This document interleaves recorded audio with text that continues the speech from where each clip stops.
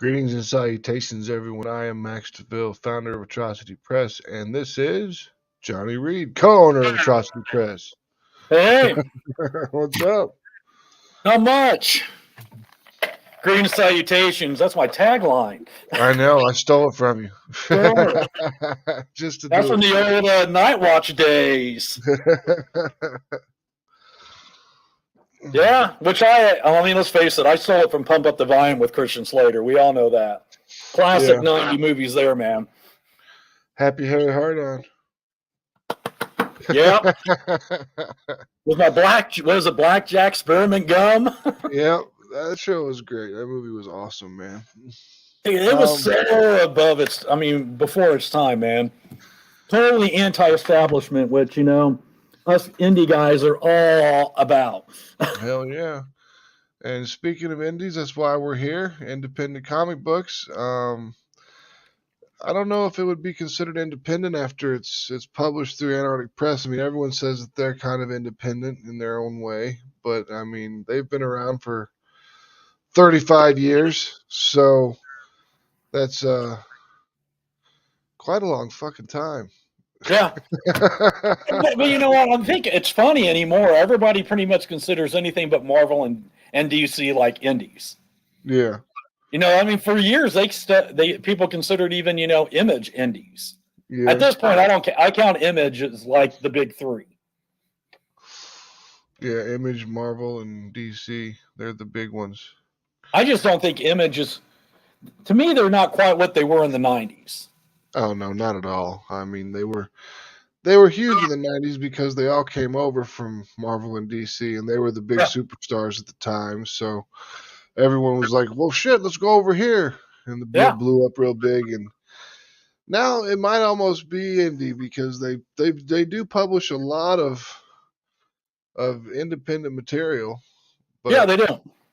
But they don't have the big guns they still got Spawn and King Spawn, but I'm still marveled, and I've said it before. How do we live in a world where like you and I have our comics, in there, but there's no Witchblade, there's no Darkness. It's like, where's these main top cow titles from the '90s?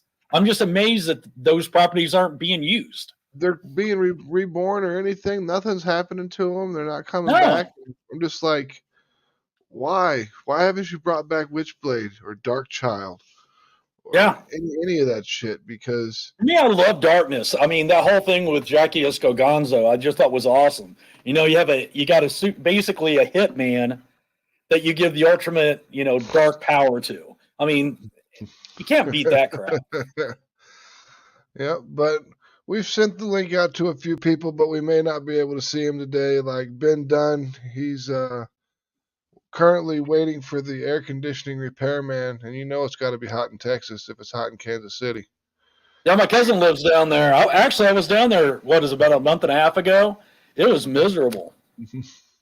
Like the entire week I was there, it was over 100, but felt like 115. And I was like, it's that dry heat. It's not that humid crap like we have. The humid crap's worse, if you ask me, because you go out into the sauna, my glasses fog up, I can't see where I'm going. I'm just. Oh no, I agree. I can't. With me and my asthma, I hate the humid part of it. But we are here to talk about the launch of Mary Machinegun, issue number 1, coming to comic shops today, which I have. Well, here, this is for you. Comic shop, here today. Yep. Mary Machinegun, issue number 1. Yeah. The very first Superverse book from Antarctic Press. Antarctic Press is doing the Superverse, which is their version of a shared universe that a bunch of independent comic creators can submit their material to. Once it gets accepted, it gets put into the kitty of all the different types of books that can be done, and then we can do crossovers with each other's characters and everything. And I think it'll be super great to see Mary crossing over with some of these other comic book properties, because some of them are really, really cool. Yeah. And I'm excited about that. So, I mean, Mary Machinegun started, God, 3 years ago, 4 years ago, 3. 3 years ago. Yeah, let's see, this 2023. Yeah, so 3 years ago.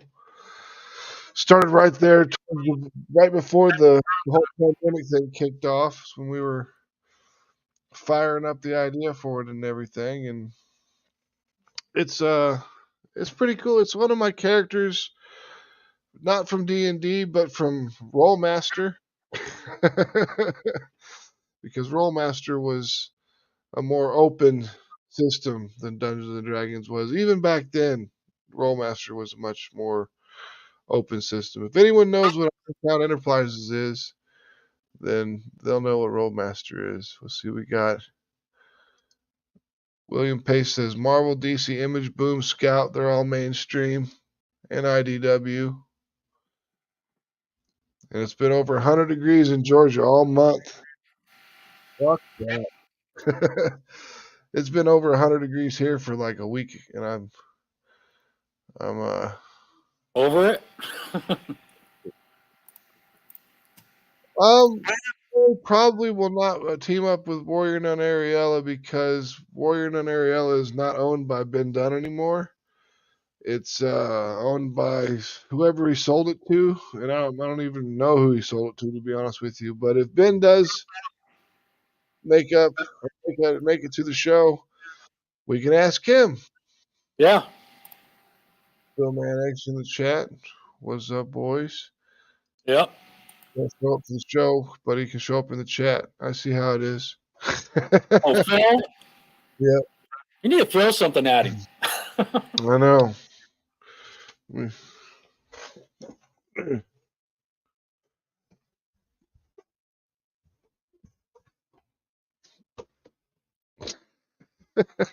Oh, you did? Nice. Well played, sir. Well played. Threw my slipper at his ass, but his door was closed, so I just opened his door. Man, to get it together, man. Hell yeah. So, this is the first time that we've had any of our books in diamond. Nice. What the fuck? I just about crapped myself. We first time we've had any books in diamond, and Yep. it's an honor to be in diamond, even if it's under a different label. You know, I mean, it'd be great if Atrocity Press was in diamond, and eventually one day it probably will be. Um, but as of now, Antarctic Press, they really liked Mary Machinegun. They wanted to publish it, and I wasn't going to tell them no. No. Well, you know what? Here we go. Since this is like pretty much our voyage, you know, we've done some shows here and there and like some opening, but this is kind of our first official launch with our weekly show. Why don't you start and tell everybody, you know, the story of how Mary came about? Because wasn't it on like a napkin and stuff? Yeah. Yeah. Why don't you start there? When I first started doing Mary Machinegun, like the storyline for the book, I was sitting in a restaurant and bar, a bar and grill, I suppose you could say. And I started writing out the script on a napkin that was at the bar, and I was just kind of like, you know, she's standing in front of this gothic castle and she's chasing down this vampire at the very beginning, and I knew that I didn't want it to open up with like this huge action scene, but it had to be interesting enough to grab the reader.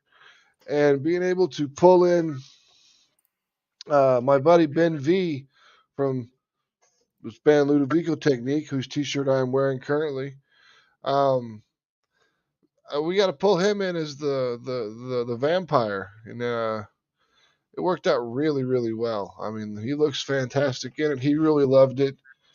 Um,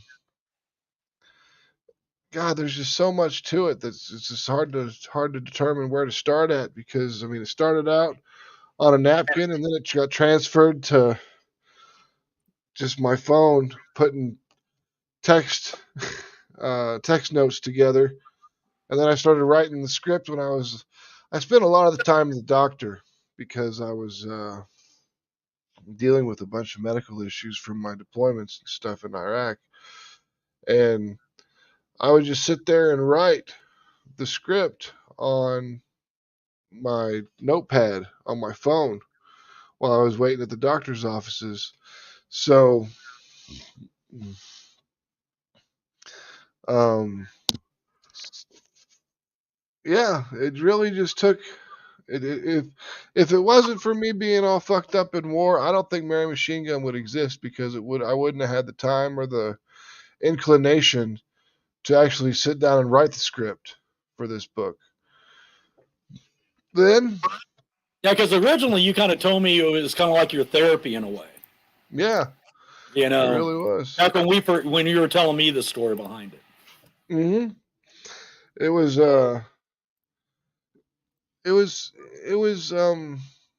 it wasn't intentionally a therapeutic thing, but when I started speaking to my psychiatrist and I told him about what I was doing, he's like, keep writing. Writing's a very helpful thing. It helps get things out and blah, blah, blah, blah, blah. And I'm like, I don't know. I'm writing about some pretty jacked up shit. He's like, everybody writes about jacked up shit. If you really want to do it, people's like, still, if people dig it, they'll buy it. And I'm like, all right, cool. And so it began. And I began writing Mary Machinegun. And I kept it pretty tame, the first issue. But it got a lot more adult oriented. There's no porn, but there's nudity as the book goes on. As we move from 1 to 2 to 2 to 3 and 3 to 4, there's progressively great. Now it's going to more. sound like you're going to blame that crap on me. I see how you are. There's been progressively more and more nudity. And Johnnie didn't come on board until issue number 2 as an editor, so it is his fault. Oh, thanks. That's right. We'll get to that in a minute. Let's keep going with the Mary, though. Yeah. Because at what point did you transition then? God, I sound like I'm interviewing you. I'm going right back to that Night Watch deal, dude. But at what point did you transition and say, okay, I need to get an artist for this? And how did you and Fern get hooked up then? Well, I started out with a guy named John Epple, who is a cool guy, really cool. He's a veteran as well. His art is really, really interesting. I like the way he uses his inks and everything, and it's very stylized. He's got a unique approach. Yeah. Yeah. His stuff is very stylized, and we brought him on to do some Mary Machinegun concept art. And then I brought Fernando in to color because we were looking for a colorist, and Fernando did some concept art of his own, and I was like, oh man, that's Mary. I got to go with that one. That's the one we got to go. If this guy wants to draw the book, then I definitely got to go with him, because that's just, he had it. He nailed Mary down. I mean, if I can find, let me see if I can find the very first. Didn't we have that in the trade? No, it might be in the trade. The very first Mary Machinegun thing that he did, but I'm completely unprepared, so we'll have to do that another time. But it's the story everybody wants. Yeah. Yeah. So we got Fernando involved, and he started doing. He just really started doing pages right from the get-go. We started out with page 1, which we turned into a print and sold to help kind of fund some things. When it came down to to coloring Mary Machinegun, here's one for you. Here's a little piece of lore that you can get, trivia that you can use for shit in the future. How was Mary Machinegun's Colors first paid for? The first issue of Mary Machinegun's Colors was paid for by me selling plasma at the Plasma Center downtown. Oh, wow. So I sold plasma and I paid for colors with the plasma money. And it worked out beautifully. I only had to, so literally, I have bled for this book. Nice. So, so when you got involved, Johnny, what really made you want to come on board besides the fact that it was working in comics?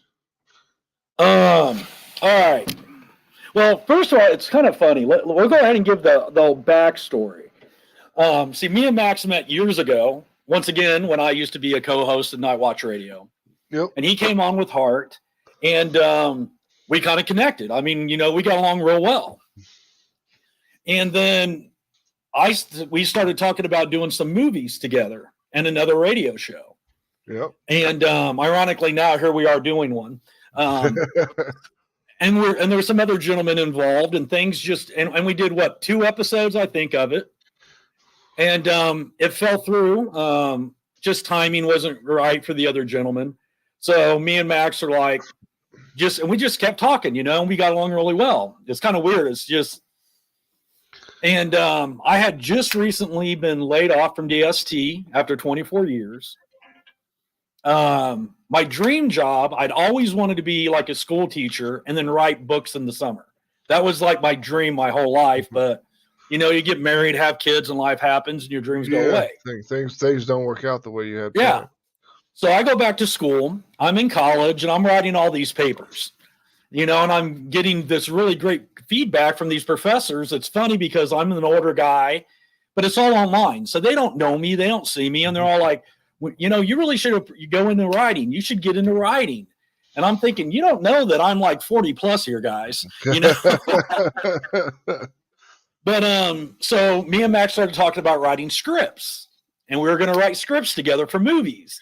Yep. And then you're writing Mary, and Mary was already done. I remember because it was during COVID, and you dropped me off that print, which is one of my favorite prints of Mary still, and you dropped me off issue 1. And I'm like, dude, this is so great. And you're like, well, you're doing a lot of writing and stuff. You're like, hey, do you want to do me a favor and edit my second issue? And I was like, yeah, that'd be great. It'd be an honor. I've been wanting to, do comics my whole life. Oh, yeah. And at that time, I had reopened Brute Squad, my comic shop. So it's like, okay, I'm now, a retailer again, which that's a whole nother story. But for me, it was that timing, which kind of leads to the part of me coming on to Atrocity Press, where I took all my severance money, all this money I had, and dumped it all into Brute Squad. Yeah. And unfortunately, my grand opening week was the week our city shut down for COVID. Oh, yeah. So it sat here remodeled, what was it, like a year and a half? Yeah, just sitting there remodeled, sitting. I'm paying my bills, paying my rent, but I'm not selling anything because I hadn't officially opened up the store yet. And during this time, me and Max are, doing stuff. And he's like, hey, I want you to edit this. And I gave him some notes and stuff. And, evidently, I guess you liked my notes. Yeah. And the way we thought. And you're like, hey, you want to co-write issue 3 with me? I was like, are you serious? And you're like, yeah. I was like, dude, that'd be an honor. I'd love to do that. Because I think at that time we were talking almost every other day, just hang on the phone as friends anyway. Yeah, just messing around. Yeah. And Max is like, he's like my brother from another mother. It's like, we became, I would say, really close friends, really quick. Oh, yeah, for sure. And then it went into, we did that issue 3. And I want to say we wrote issue 3 in like a week and a half. Yeah, it didn't take long. It didn't take long at all. It was quick. And I think during the process, we found out, half the time we were finishing each other's sentences. Oh, yeah. I mean, yeah, because even to this day. You'll start something, and I'll be typing it all out, and then I'll just continue typing this, because the way we write is we write just like this. Yeah. We sit in an off air in StreamYards, and we bring up the script over on the side, and then we just kind of sit here and we write together, and we talk about what should happen next and what the dialogue should be. And half the time Johnny would say something and I'd be banging it out, or I'd be banging something out and Johnny would say something, and it's finishing. We were just straight finishing each other's thoughts, sentences, crazy. Everything. So it really came down to, this was like a perfect pairing. Yeah. Yeah. And so, like chicken and white wine. Nice. Mac and cheese. But so we get issue 3 done, and Max was like, "Hey, do you got any ideas for for a book?" And I was like, "Yeah, I got this. I got like 12, just off the top of my head." And I pitched him this book for like this really dark, a little bit crazier than the boys' pitch. And he's like, "Hey," and we kind of talked about it. And then I said, "Hey, I got this idea, native," which we'll talk about that a little bit later. But we're like, "Hey, we got this idea for this book, native. And it's going to be a Native American kind of very, anti-American book. I'm not sure, how well it'll go over, but I got this feeling I need to write this." And I think you even went on some shows and pitched that it was coming next. Yeah. But then I pitched Human Hunters. And that was the one that kind of flowed really quick. We sat down, I created the characters, and we just kept flowing. And we kept, once again, finishing ideas. I got an idea for this and that and this. And Max was like, "Hey, what we're going to do is, I'll pay for half, you pay for the other half for this first book, and we'll just share it." And I'm like, "Okay, this sounds great." And I got to learn the process. Now, that being said, I have partnered with a lot of people, worked with people, and a lot of people, they sit there and say, "Hey, we're going to do this, we're going to do that." But it's a different breed of people that actually comes through. Yeah. That's really going to do it. People say they're going to do a whole lot of things. Yeah. I got a lot of people. "I want to be your business partner." "Sure. You need this kind of money." "No." Breaks. All of a sudden I'm doing it myself, stuff like that. Or "We want to do movies." Yeah, everybody wants to, but it's like, in this day and age, you got to have the finances. Going back to, Max had to sell blood, Yep. So we get Human Hunters done. And I got to tell you, it was awesome. I mean, I remember that day that the first page came through. I'm like, holy shit, this is actually really happening. These characters, I mean, I'm sure, it was the same for you. When you got that first page of Mary, you're like, holy shit, it's happening. Yeah, this is real. First page of Mary was like the first time I got to finger a chick, man. Yeah. It's like, this is really happening. Yeah, by the way, this show is not for the faint of heart, please. So log off now. So we get Human Hunters done. And then he calls, and then this is great. We start working on Mary 4 because we're like, let's knock it out. So we knock out Mary 4, we knock out the script for Human Hunters 2 and 3, because we're just, at that point, we're writing like a book every 2 weeks. It's flowing so quick, and we were way ahead at that time. And then I get this call, and he's like, "Dude, forgive me, I'm going to try my best. I haven't smoked 12 packs of cigarettes today, so." "Hey, what's going on?" Yeah, and you're like, "Hey, I got this idea," and I'm like, "Okay." I go, "Hit me with it." He goes, and originally it was Teenage Ninja Bimbos versus Zombies from Deep Space. And I'm like, "Are you effing kidding me?" And I go, "What?" I go, "No, wait a minute. Are you serious about this crap?" Mm-hmm. And you're like, "No, I'm dead serious." He goes, "I think this would be awesome." And I said, "I'll get back to you." And I think it was the next day we get logged in like this. I'm like, "Dude, I got some concepts for these characters." And you're like, "Okay, we're going to do it." And within 2 weeks, we had the script. Because you're like, "This is what I want. This is the outline. This is what I see for the story." And I had some ideas for the personalities for the characters. So once again, it was that symbiote, we really worked on the stuff really well together. Yeah, I knew the story beats I wanted. You helped come up with all the character concepts and everything, which worked out really well, though, because basically we make character sheets for all our characters. Yep. Oh, look at that. Got Pete Vasquez in here. What's up, Pete? Our #1 fan and hero. Yeah. Well, Mariah Mr. I got to be #1 on every Kickstarter. Mariah Bennett is the #1 fan is for Pete for sure. He buys her cover every single time. But I don't blame him because Mariah's covers are always on off point. Off the chain, man. Her Ninja Bimbos versus Zombies from Deep Space issue 3, which is currently on Kickstarter. That cover is amazing. Shameless plug. But yeah. See, even he says, "Yeah, buddy, Team Mariah." So, I think the thing that was so cool about this whole mess is, I remember Max.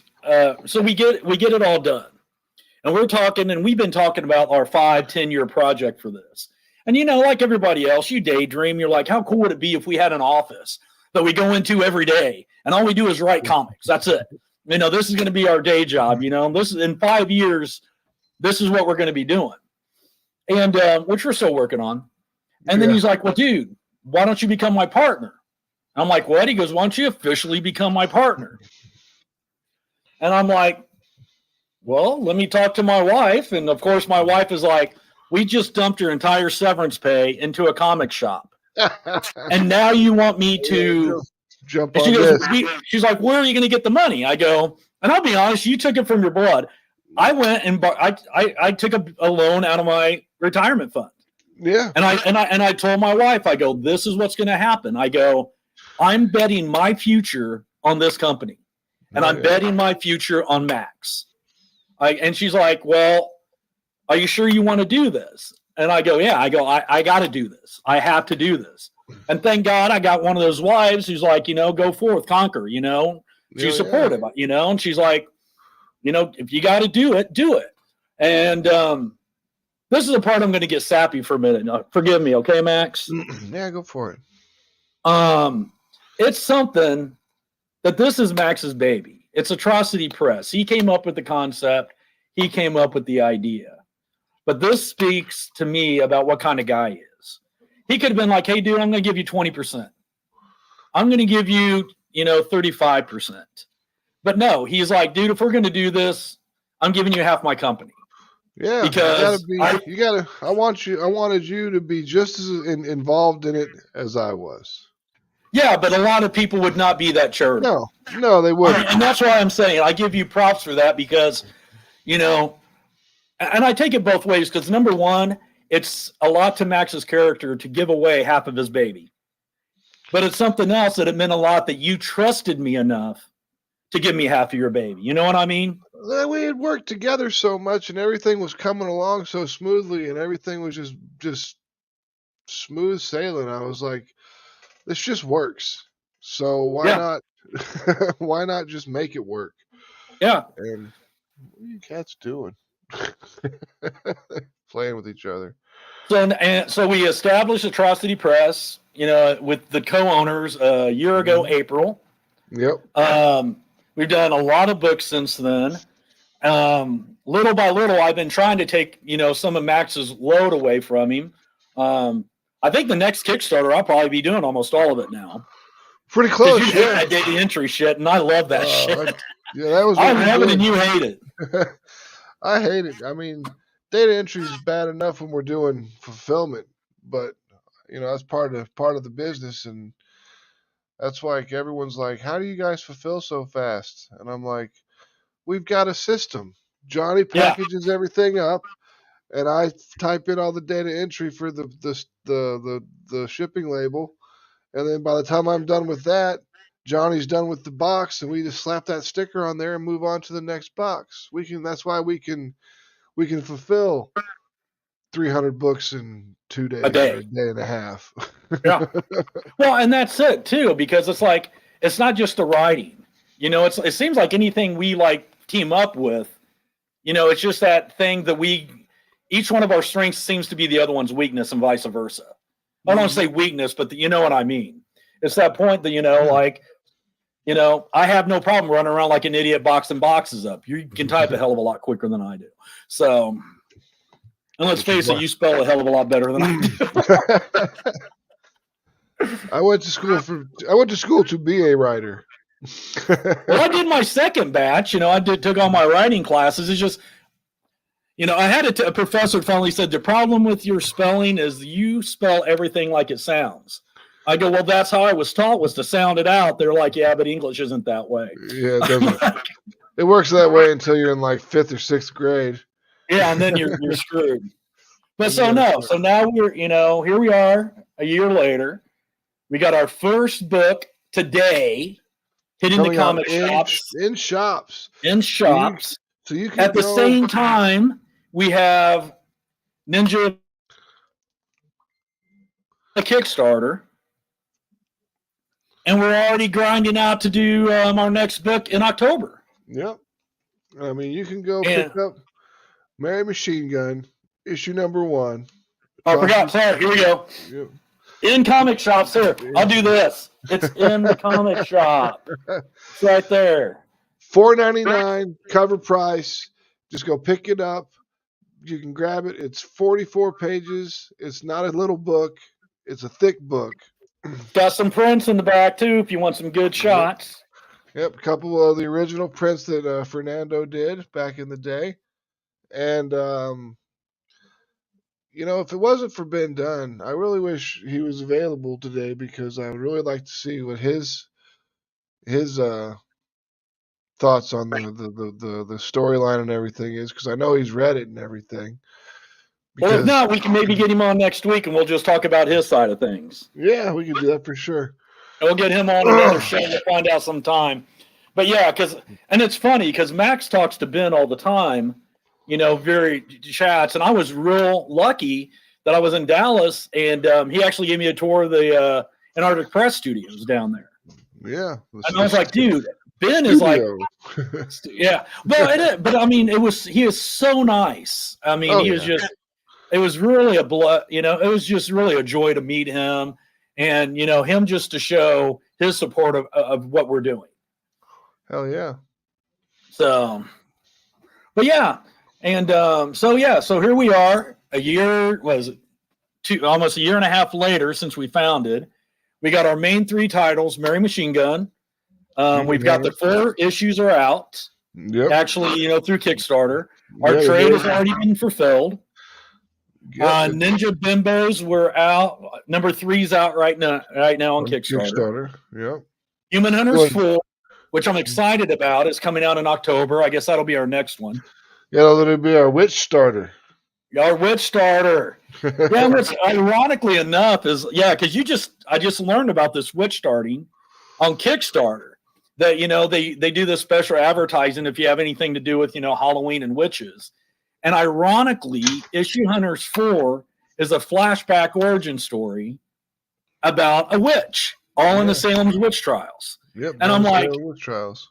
And we had already been talking because when we were looking at like dates to launch it, I'm like, holy crap! There's a Friday the 13th in October. I'm like, you can't beat that crap. Hell no.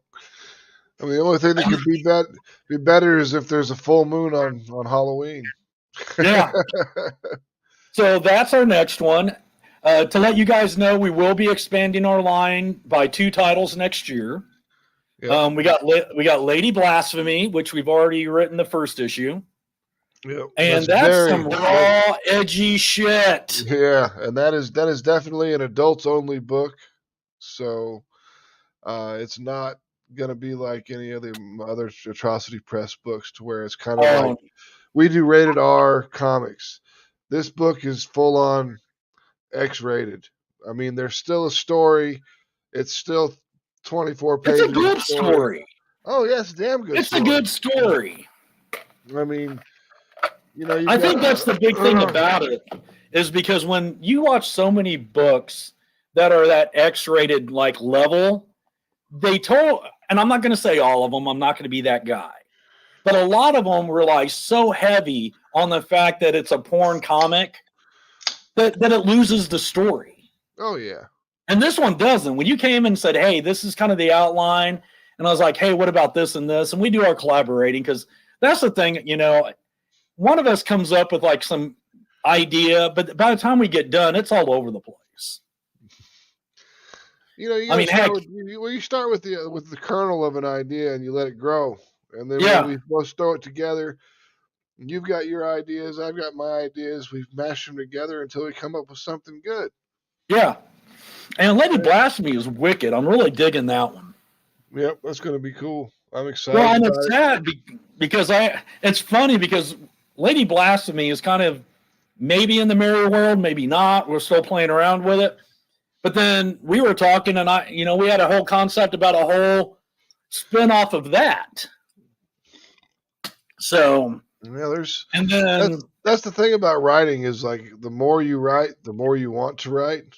Mm-hmm. So the more you continue to write, and then you end up with, what do we got, like 2 next series of Mary Machinegun that we were working on at one point in time? Well, we got, and we've talked about it before, we have the next Mary book, the series arc, is going to be Dark America. Yep. Which already the first 8 pages you can read now when you get the trade. Yeah, when you get the trade. Once we get the trades, if you missed out on the Kickstarter, they will be available on the website. Mm-hmm. So we do have, a lot of this stuff, if you're like, crap, I missed it on Kickstarter. Number one, if you jump on our next Kickstarter, we already have add-ons of the old stuff. Mm-hmm. We already have these great tiers that we make up, which is a catch-up for each one of our titles. We even got a catch-up for everything for Atrocity Press. If this is the first time you're like, all your stuff sounds great, you can buy all our books in one shot. Yep. So that's a good thing about, Atrocity Press. We're not going anywhere. We're going to have a Kickstarter probably every 2 to 3 months, and that's where we're going. Mm-hmm. Like Max said, we have this whole concept that we're already done with the whole next story arc, Dark America. Yeah, it's written. It's written, yes. It's just got to get started with the artwork, which will be started as soon as Fernando finishes off, which is another book that we're coming out with, Love and Madness, which is actually written by Fernando and his wife, Carol, which was a serious pain in the ass to translate it from Portuguese to English. Yeah, that was fun. that was fun, yeah. Pain in the ass, but it worked out really well. It was almost Marvel method, because like I had translated the English or from the Portuguese to English at one point in time, and then like a lot of the art was coming through, and I was like, okay, that's what he meant. Okay, that's what he meant. Yeah, because like they use you need those pictures. Yeah, they use different. They use different sayings for different things. They got their own slang. Yeah, like the face of the dog. And I'm like, I don't know what the hell the face of the dog means. And then I look at the picture, and it's like she's screaming and looking all twisted and stuff. And I'm like, okay, I see what he says. I see what he's mean. So. And I think that if our scheduling works well, that'll be either it depends on the scheduling, the timing of Kickstarter. Let us, drop books, but we're looking at that's either going to be the end of this year or the first of next year. Yep. We'd like to get it sooner than later. Yeah. So first of all, let's go back to Lady Blasphemy. If you want to, tell everybody who you got for your artist there.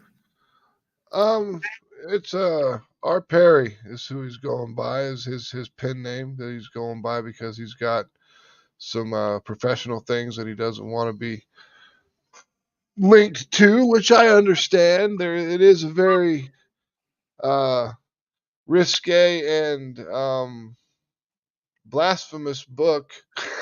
I mean, her name is Lady Blasphemy, so that was the thing I was wondering about with you, because you're pretty heavily Christian. So I was like, I don't know if we're gonna how well this will work out together, but I mean, it worked out really, really well. I mean, you came up with some really cool stuff. I mean, your shit when it comes to all the different angels and everything, and so do I. So, well, I've studied angels forever. That's kind of my thing. I got all these angels books, my whole bedroom. I'm a big Ruth Thompson fan, for those of you that are familiar with her artwork. So my whole entire bedroom is done with archangels. I think the reason it did so well and we worked so well together is, and it sounds cheesy, but Max is like Team Lady Blasphemy. I'm Team Angels, so we're okay, you know. You know, and the other thing is, yeah, I'm a Christian, but I'm not. I don't judge. That's not my place. Yeah. You know, I've not been put here to judge. I've been put here to accept people, and I'm not going to get into all that. But it's like one of those things. It's a book. It's a comic. You know. Yeah, it's a fucking comic book. Just, you know, and it's one of those things where, you know, your heroes are only as strong as your villains. mm-hmm. You know, and it's funny because Lady Blasphemy from, you know, and you know, I've had this concept for that superhero book forever and villains, and it's going to be dark and it's going to probably be a rated X book. And, but to me, that doesn't make me not a Christian. I mean, that's the real world. If you're going to write a book, horrible things happen. There's John right there, who I was talking about before, who did the first Mary Machinegun. Max is pretty easy to work with. Try it every day. Try it every day. Okay, let me rephrase that. Max is pretty easy to work with. I'm gonna give some inside info here, right? Unless he's out of fucking coke. Yep. And then I go drop the shit off because I'm not working with him without his fucking Coca-Cola. Yeah. Coca-Cola, not cocaine. I quit doing that in my 20s. Yes. Quit doing the cocaine in the 20s. Anytime Max is like, I'm out of Coke, I'm like, oh, that ain't going to happen in this world. We're not going to be writing without you with your caffeine. I mean, I try, but the synapses just don't fire the same. You know, the brain just doesn't work.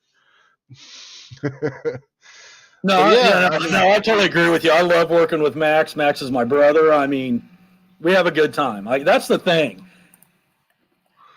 But it's weird because I don't know for you, but for me, it's great. Like you said, it's great getting that book. It's great looking at it. But that fact that we're breathing life into something that didn't exist and we're doing it together is like the funnest thing for me. Hell yeah. I mean, the fact that this book right here existed in my head. Yeah. Just in my head. And then through the team up of me, Fernando, and Johnny, eventually, we created an entire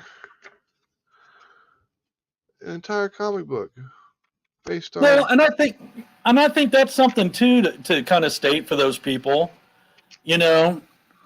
I mean, and the art is fucking killer. Yeah, it is. Look at the architecture and the lettering by SK. I mean, everything is just. Well, and that's something, yeah, you point out a good point that we've been laxing. SK is our letterer for everything. Yes. And as far as I'm concerned, he'll be our letterer until we die. Or until he's like, I'm not doing lettering anymore. Yeah, and then we'll talk him out of it. But no, he's a great letterer. But that is something going back to like what we were talking about writing. Me and Max love creating lore. It's not just that story. It's these layers and layers of like, you know, it's like we made a joke. Was it Mary 3 that we did the flashback and a flashback? Oh, yeah. Yeah, I mean, and we do that crap. We're always doing flashbacks. And granted, we're both writing, you know, most of our titles are like characters that are immortal. So we get to do that. But it's fun. And it's creating that lore and all this history and everything. Hell yeah. Being able to create the storylines is what gets me. I mean, I just like to write. That's really what it comes down to. I like to write new stories. I like to come up with new things. I like to take things. I mean, like when Mary first started out, it was Sister Mary Machinegun, and she was going to be a nun who was basically had a specialized machine gun that she used to hunt supernatural creatures with. That was the original concept of Mary Machinegun. And then I realized that that's kind of limiting on some of the stories I could tell, because I wanted to be able to tell stories about other cultures, demons and bad things like the jinn, or you know, the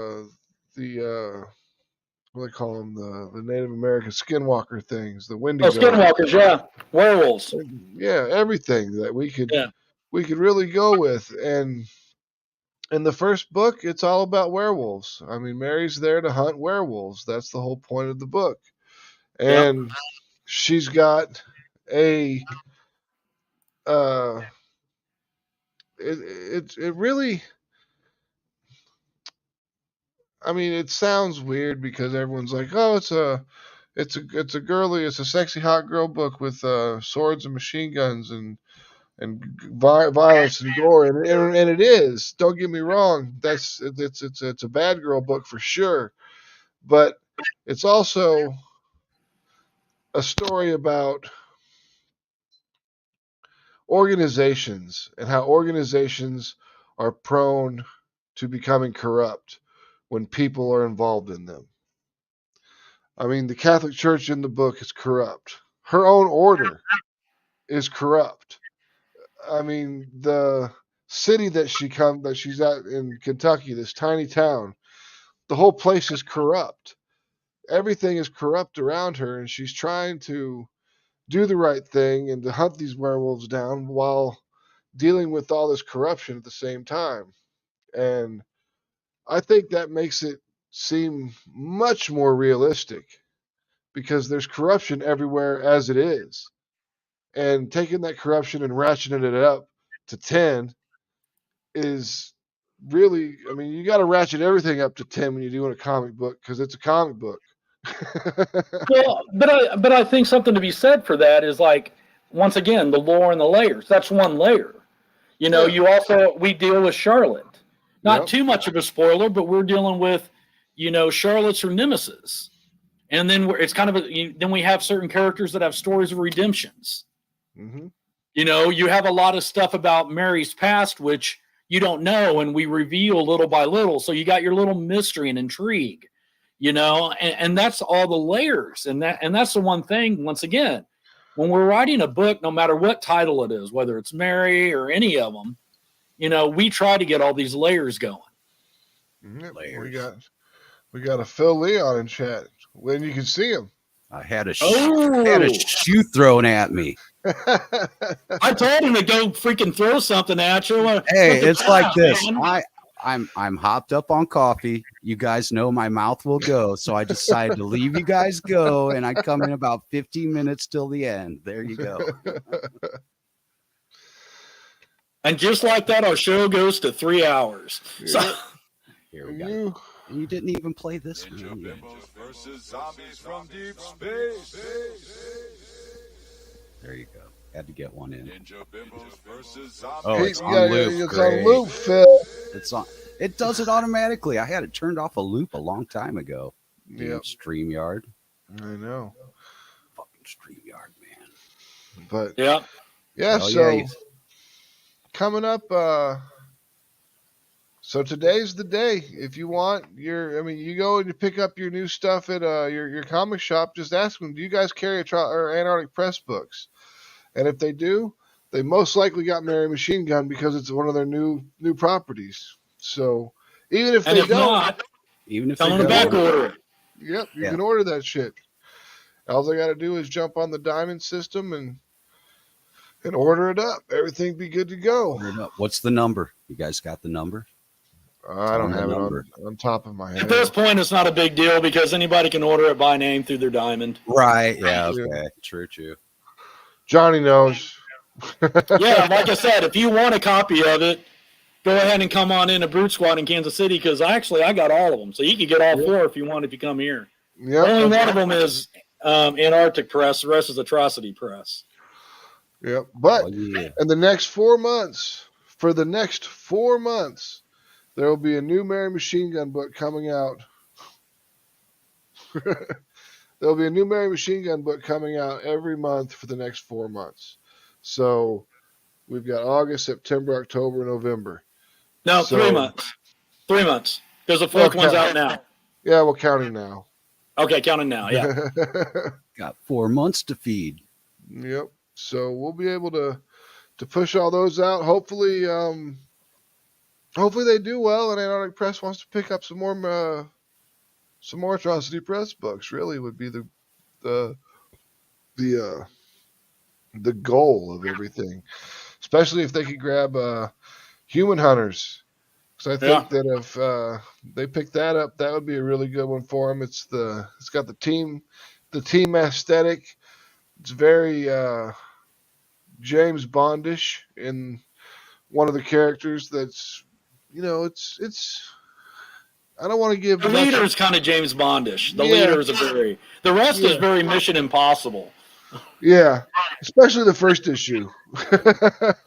Yes. Dun, dun, dun, dun. I mean, they're going and slaughtering people trying to get back a stolen artifact from World War II. So to give to the proper owners. Yeah, to give to the proper owners. And then that kicks off the next set of the story and everything, and it moves it all along, and everything gets pushed into the core of the main story, which is the next.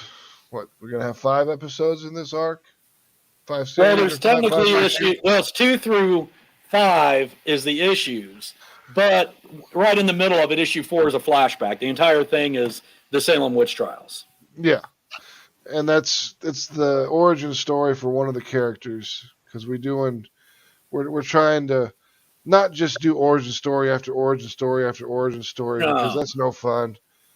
But we do want to tell origin stories of some of the characters, because it's required for telling the story further on in the book and making. Well, it builds the lore, and that's what I like. It builds lore. It helps people understand exactly what they're reading. You know, I mean, what's going on in the book. So, which I think is very important, like with the Mary and with the Human Hunters especially, because the things with them is like we're catching them up in the middle of their lives. They've been, they've all been around for centuries, versus Ninja Bimbos, we could do a flashback here and there, but it's not really necessary. Their true start is when the zombies land. Yeah, when the comets hit and turn everyone into zombies, and that's the beginning of the book. I mean, we could throw flashbacks into certain things, but I don't think they're really required. No. Not for Ninja Bimbos, because Ninja Bimbos is just, it is a fun B-movie romp. If you like trauma flicks, if you like just anything that's like just straight B-movie material, it'd be perfect for you, because there's gore, there's jokes, there's sexy women. There's nothing, I mean, it's everything that you could possibly want in a comic book. Yeah. And number 3 is currently on Kickstarter. Shameless plug. Dun, dun, dun. That's right. Well, and I think that, because I love writing. I got to tell you, it's one of my funnest ones to write. Just those characters crack me up. Especially Leah. Leah's my favorite. I have so much fun writing her. She's my favorite to write, but Donna's my favorite character. Well, Donna's the leader, She's the brain on brains. Yeah. She's the exact opposite of Leah. Yeah, pretty much. I mean, she's got the staff and she's got the brains. And Leah's got the swords, but she's not very sharp. That's funny. That is funny. But is there ball gags? Oh, well, we're not going all there. That was Mary Machinegun 1, actually. That was Mary Machinegun 1. There's ball gags in a whole bunch of Atrocity Press books. It's almost like I guess that's Mary 1 and Human Hunters 2 and 3. 3 and 5. Yep. Wow, we just went dark on that one. Wonderful. Sorry. See why I waited till the last Who invited Phil? So have you read the book, Phil? The Mary Machinegun? It's sitting on the counter. You could read it. This one? Yeah, the original. I'm on the counter. That's right. Okay, have you read? You've read all. I have my white gloves on those. So I didn't have my white gloves on, so I thought I better wait, man. Get those. Hey, you've read all our books, right, Phil? Do what? Have you read pretty much all our books? Not all of them. Some of them. What's your favorite, though? I mean, which ones do you really like reading? Oh. Or better yet, what do you I like do about like, I do like Human Hunters. I do like Human Hunters because the monster aspect in it, for sure. Yep. I like werewolves and stuff. Bimbos I like because, well, zombies. Mary Machinegun is cool because, well, monsters. I like it because well, do what? Werewolves. Well, anything with monsters in it, I dig, man. You know. Well, plus Mary Machinegun. I was raised Catholic, so I do like Mary Machinegun for reasons. Yeah, I was raised Catholic as well, which is why you can see the Catholic Church is corrupted in this.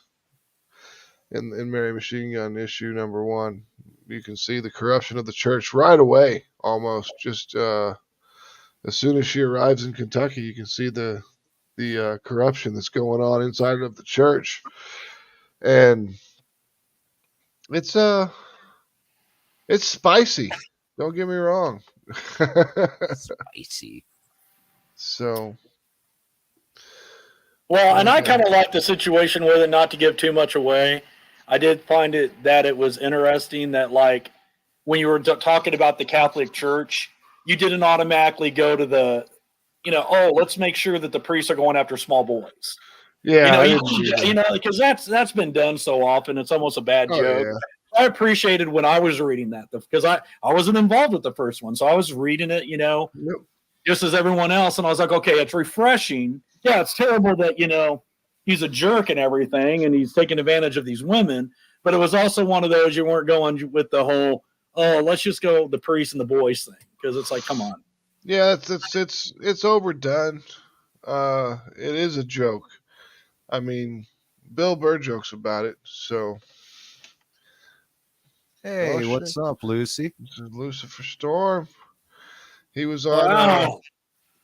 He was on the show that we did, the Trifecta of Terror, which was a couple weeks ago. That was some fun. Had him, Christy Shin, and Hart Fisher, which is a great way of doing things, and we're actually looking to do it again. Try to make it like a monthly thing, but we just got to work everyone's schedule out because it's almost like playing a D&D game. Time zones. Play the time zone game. Yep. I mean, Hart's in our time zone, Christy's in the Pacific time zone, and then Lucy's in GMT. So it's kind of like, what time do we do this? Who do we got to make stay up late? Somebody's going to be getting up early or staying up late. Yeah, exactly. Usually Hart's the one that gets up early. But, yeah. So, Mary Machinegun, issue number 1. Wow.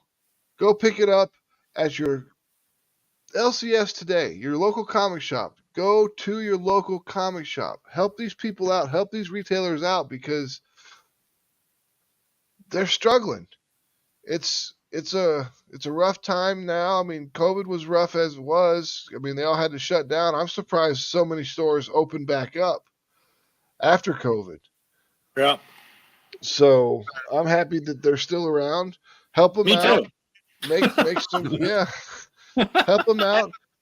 Buy some books. Run in there, and then if you really really want to, buy some Star Wars Shatterpoint. So Johnny has people to play against. That's a good game. Yeah, how's that been going? What's the report back on that? Actually, really well, dude. I'm surprised. We usually got 4 or 5 people at least every single weekend here playing. It's really taken off. Guy knew those cool miniatures that dude's painting up for you. Those are pretty slick, man. I got 2 new sets in, and he's right now he's going to be working on the Witches and Grievous. Nice.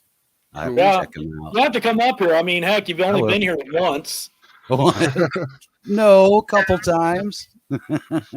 I missed it the other day. What was it? Yesterday, because Max was like, I'm going up to Johnny's shop, and I'm just sitting here like, what? Oh, I wasn't even ready to go anywhere, man. I guess that is the thing. The shop's actually opened up, when the sun's up. That probably is hurting you quite a bit. You daywalkers, I swear, man. Phil's trying to black out the curtain behind him. Trying to. Too much light when I'm working on stuff, man. I want to see the screen good. I don't want no glare and stuff, man. Actually, that's a good point, Max. You got to come up today or tomorrow. I've got previews orders due this week. You got to give me your new one. Oh, yeah, I got to get over there. Yeah, Lucy, if you could fly over to the States, that'd be helpful. Just fly right over to Kansas City. Get right in the Central when we're doing a con, we'll have you at a con. There you go. I know the guy that works with a local convention now. Yeah. Which one? Fountain City Comic Con. Yeah. That's the one it's on its way up. It's growing. It's gotten bigger than it was last year, and this year was pretty good. Johnny's got on board with those guys to help them organize it and promote it out. So that organize it. Yep. So it's working out really well. Everything seems to be doing good. I mean, Atrocity Press is taking off. People are starting to realize who we are, and we're not going away. So, and I think that's one of the main things that's really starting to help out us is the fact that we've been around now for 4 years, and people are like realizing that it's not just a flash in the pan or a single issue or a couple issues that we're doing and then we're going away. This is a comic book company. We're putting out comic books, and we're going to be doing it for a long fucking time. And that's the way things should be. So, well, and that's where we're fortunate of, that it's working for us, because so many companies, we are fortunate that, we can put out multiple books a year, because so many, they get out one, they get out two, but we're able to crank out I think we still did 5 or 6 this year. Yeah, we've done 4 or 5 this year for sure. Yeah. So that'll be good stuff, and I'm excited for everything this guy got coming up in the future. Yeah. But when it comes to the future, what? Go ahead, Phil. Oh, I was just gonna say I've been keeping my crayons warm. You guys want a quick sneak peek, man? Yeah. I'll give you just a quick one, man. Oh yeah. There you go. It's in the process. It's not quite done yet. This was for Melvin, back cover for Melvin, man. Number 3, I think it is. Yep. But yeah, so still got a little ways to go. Going to be doing some rendering, get it all nice, get that booty all nice and oily looking, and yeah, there you go. There you go. It's very Vampirella looking. Yeah. Which I like. Don't get me, so it works out for me. Lady Black, Bethany. Yep. Lucifer says that he enjoys a good con and being in the U.S. So I don't know if he means a convention or if he means like conning fools. And soon I'll give you guys previews. I'll be starting on Riches the Roaring here in about a week and a half. Yeah, I guess it'll be. Yeah, it'll be about that, about a week and a half. You'll start doing the colors on that. That'll be sweet stuff. So, yeah, man, I've had to break out my extra boxes of crayon. I even got the special box with the built-in sharpener, man, I always wanted that when I was a kid, and I never got it. I know, yeah, exactly. But, man, they had them at school, and I was like, I could just chuck this in my backpack. No one would miss it. Oh, but I never did it. I was always too scared. Your conscience took over. No, I was just too scared to get. No. Nice. I don't have a conscience. I've got one feeling. Everyone's like, "You hurt my feelings," and I'm always telling people, "It's like you hurt my feeling." And they're like, "Your feeling?" I'm like, "Yeah, I've only got one left." It's called Coca-Cola. Exactly. Just like I tell everybody, I have 2. I have the Johnny that's me, and then the Johnny pissed off. There's only 2. There's no in between, huh? There's no in between. It's either I'm me or I'm pissed. I mean, that's it. It's like the real world with Puck. You can get Johnny on 5 or you can get Johnny on 10. I'm at about 5.5 right now, buddy. It'll only take 2 more minutes of you. That's going to put me on a 12. All right. So it's been an hour. I don't want to take a whole bunch of people's time. We always, Johnny's got to open the shop to hawk these books, which he's got available in his shop. You can find these in all sorts of shops. Let's see what John said, that he's trying to find a copy in Tampa, Orlando.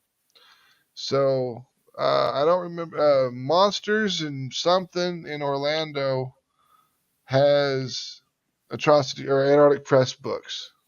Oh, lost Johnny. Oh. But they have Antarctic Press books at Monsters and Monsters and something. What's it called? Let me see if I can find the book. Orlando Comic Shops. Gods and Monsters. That's what it's called. So, and that's a really cool shop because I went there when I was on vacation in Orlando and was really impressed with everything that they had in there. I mean, because they got comics and it looks like it's kind of like Johnny's shop. It's deceptively large. Let's see, Pop says, I have the happy Pops and the disgusted Pops. John's looking it up now. Yep, Gods and Monsters. It's in like a little strip mall. You go inside of it, and then like it's got a little. I mean, it's very deceptive. Like Johnny's shop looks like it's tiny, but you go in, it's like shotgun style store, so it just keeps on going back. It just keeps on going back farther and farther and farther. So, yeah. So hit up your LCS, pick up Atrocity Press books from Antarctic Press. It's so hard to keep those not flip-flopped in my head. Snatch them up, grab them books up. Everybody enjoy your week. We will talk to you guys later. You have a good fucking next week. Same bat time. Yep. Next week we'll be back here at 10 a.m. Central Time, which is 11 a.m. Eastern or 8 a.m. Pacific Time. So you guys have a good evening. Go well and goodbye.